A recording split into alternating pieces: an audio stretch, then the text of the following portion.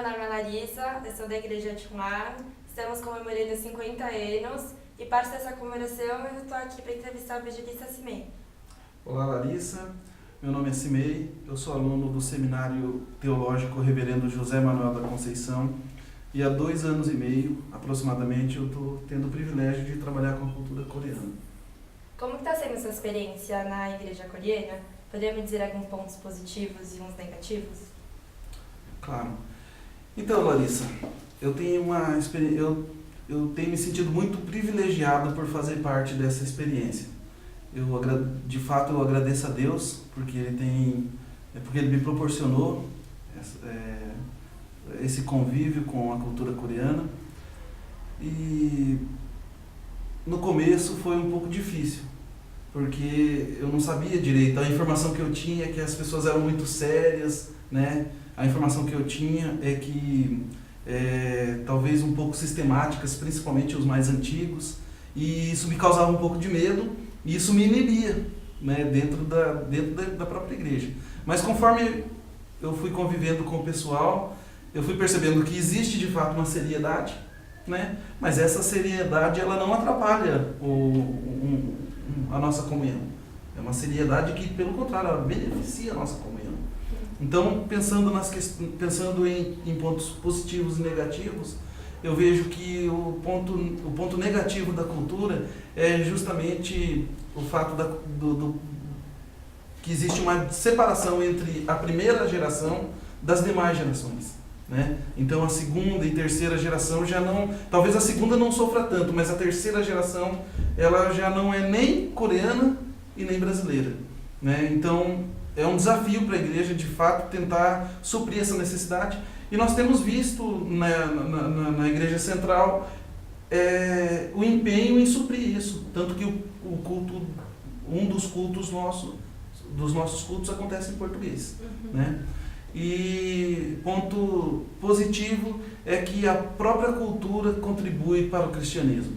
O fato de ser uma cultura séria, uma cultura de respeito com os mais velhos, tudo isso eu creio que faz parte do cristianismo, né? E eu creio que nesse sentido a igreja ela tem me ensinado muito e tem me feito perceber que é possível um comprometimento mais a sério, tanto com a humanidade quanto com Cristo. E como você acha que a igreja coreana pode atuar na sociedade?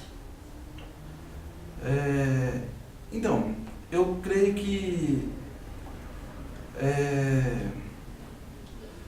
esse aspecto positivo que eu falei da cultura coreana, ele pode ser fundamental para a sociedade ocidental. Se a colônia coreana passar a influenciar a sociedade brasileira, eu creio que ela pode ajudar muito, principalmente nós estamos falando de igreja, né? Principalmente na igreja, porque nós vemos o brasileiro ele é mais despojado, o brasileiro ele muitas vezes é mais... Ele não tem alguns princípios que a cultura coreana tem. Isso eu tenho percebido na cultura e eu gosto. Eu sou fã desse comportamento. Né? Então eu acho que esse comportamento ele pode ser muito favorável se a igreja de fato se abrir para a cultura brasileira, não para ser influenciada apenas pela cultura, mas para influenciar a cultura brasileira. Como está o cristianismo no Brasil? O cristianismo no Brasil,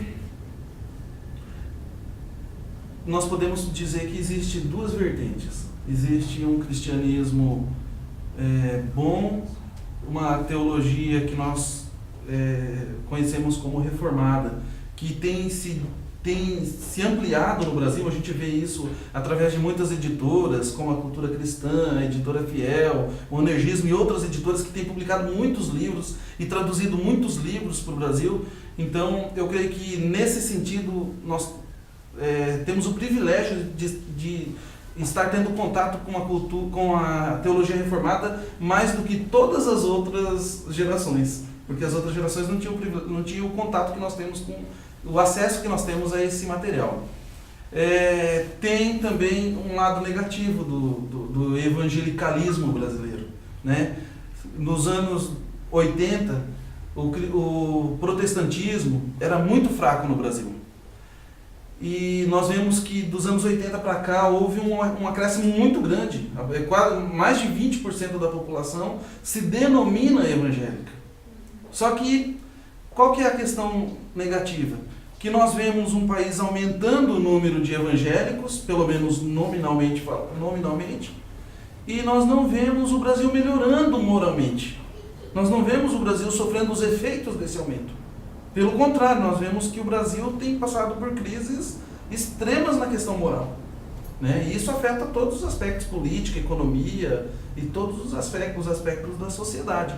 Então eu vejo que tem uma parte positiva, que tem pessoas... A teologia reformada está tendo mais adeptos do que em todas as outras épocas no Brasil, mas tem esse aspecto de que existe um cristianismo muito fraco, um cristianismo que de fato precisa de reforma no Brasil. Na sua opinião, quais devem ser as prioridades da igreja aqui no Brasil, a curto e a longo prazo?